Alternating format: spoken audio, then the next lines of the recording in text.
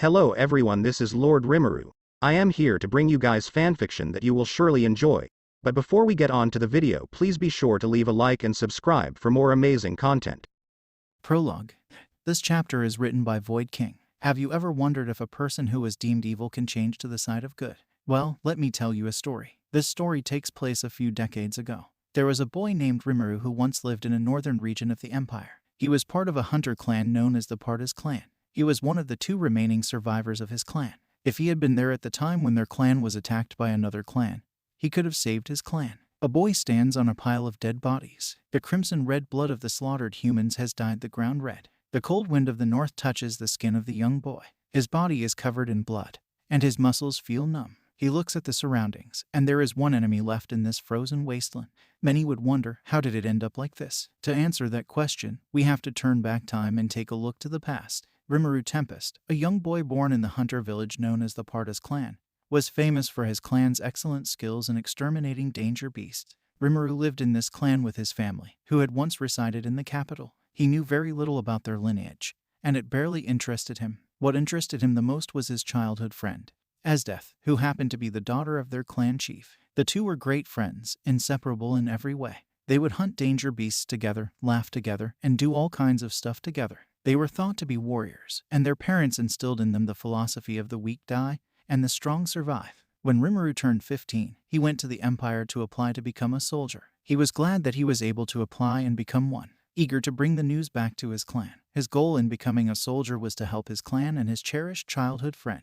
Happily, he returned to the north, hoping to deliver the good news. However, upon arrival, he witnessed that the people of his clan had been massacred. They were all dead, and no one was alive. He searched for Esdeath, his childhood friend, hoping to at least see her, but he didn't even catch a glimpse of her shadow. He went to his home and saw that his mother was badly injured and on the brink of death. "Mom," he said, approaching her. "My son, please avenge us," were the only words his mother uttered before taking her final breath. That leads us to where we are now. The bitter winds of winter howl through the desolate north, where the snow-covered landscape stretches as far as the eye can see. In the midst of this icy terrain stands Rimuru, a boy adorned in a cloak of blood. His breath forms frosty plumes in the frigid air, but his determination burns hotter than any fire. His enemies, a horde of 100 battle-hardened warriors from a tribe of warriors, approach with thunderous footsteps. As the first snowflake hits the ground, Rimuru unsheathes his gleaming sword, its blade shimmering with a faint azure light. He takes a deep breath, his eyes narrowing as he prepares for the impending onslaught.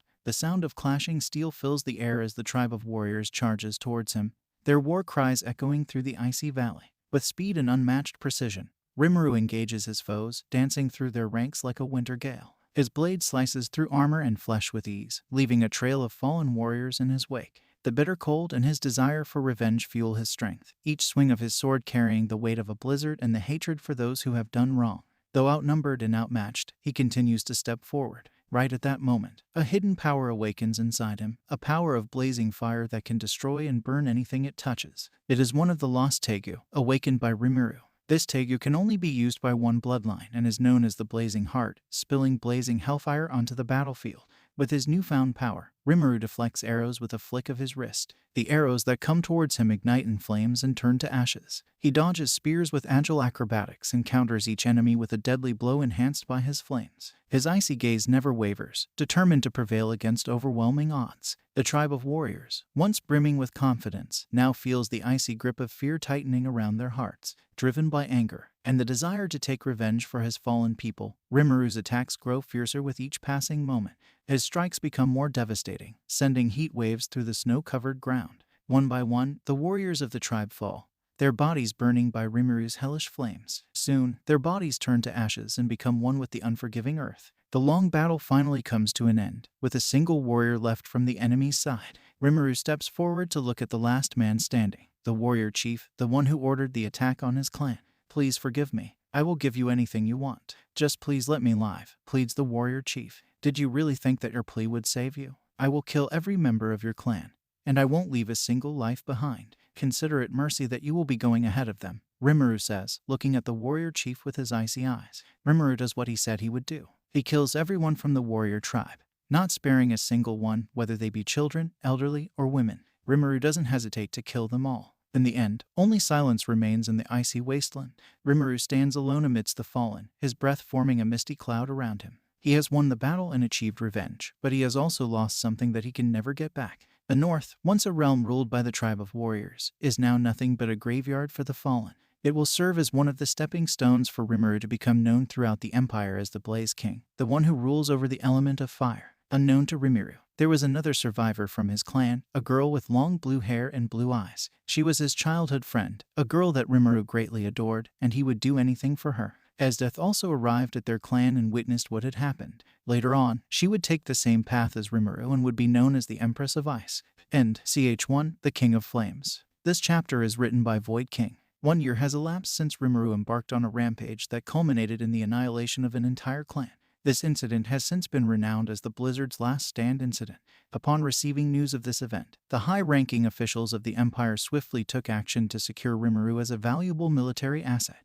Rimuru's exceptional abilities did not disappoint the esteemed upper echelons of the Empire. In less than a year and a half, Rimuru achieved remarkable feats that firmly established his esteemed status within the Empire's military ranks. Throughout this period of 1.5 years, the Empire has served as Rimuru's domicile, a place for which he willingly stands as a formidable guardian.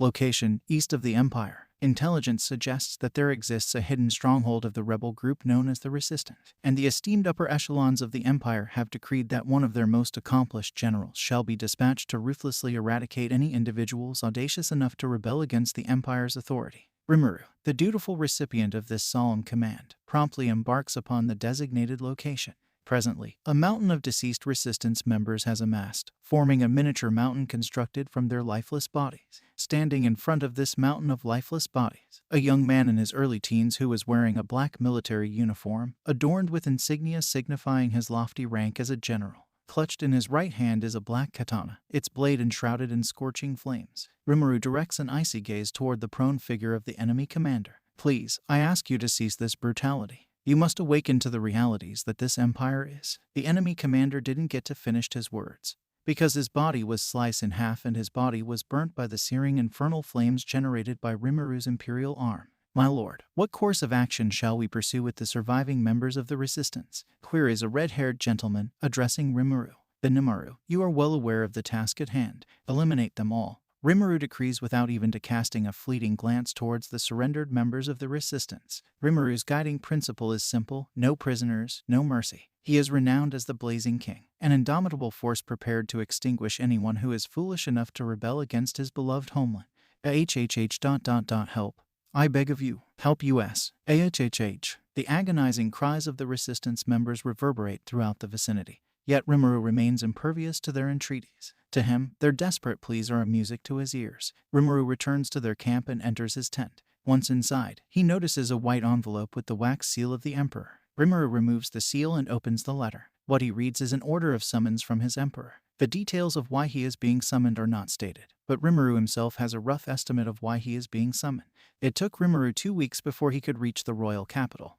And once he stepped into the audience chamber, Rimuru was greeted by the Emperor and 2 of his other generals, known as General Negenda and General Budo. Negenda was a young woman who was only a year older than Rimuru. She had long silver hair tied and braided, along with purple eyes. She wore a black sleeveless shirt and a black mini-skirt. She was the holder of the imperial arms known as Pumpkin. Meanwhile, General Budo was a tall, muscular man with spiky blonde hair, 2 longer bangs resembling horns, and blue eyes. Meanwhile, General Budo was a tall, muscular man with spiky blonde hair, 2 longer bangs resembling horns, and blue eyes. He wore a black, skin-tight top with long sleeves, a dark gray suit of armor, white pants, and a red cloak. His shoulder guards were notably large and had yellow Tomo markings on them. Rimuru, who saw the 2, only looked at them with cold eyes. Aren't you even going to greet me, General Rimuru? Budo asked. There's no reason for me to greet you, Rimuru said, standing next to Negenda and looking at the girl in front of him. That aside, you're beautiful as always, Miss Negenda, Rimuru said, which made Negenda blush due to Rimuru's unexpected remarks. It looks like you have an eye for the young miss. You'd better make a move on her now before someone steals her from you. Ha ha ha, Budo said as he laughed. Shut up. I have no intention of getting into any kind of relationship, Rimuru said, which made Negenda look disappointed. Anyway, is there any reason why we are called here today? Rimuru asked. Nope, I have no idea why we are called here today, Negenda replied. You 2 might not know since you've both been out of the capital for a long time. I think the reason why we are all called here is that there's a new general who will be joining us, and I heard that it's a female with the same hair color as you, General Rimuru, Buto said. A girl with the same hair color as mine? Huh, that's interesting, Rimuru said, knowing that blue hair is a trait of his clan and wondering if this person is also a member of his clan.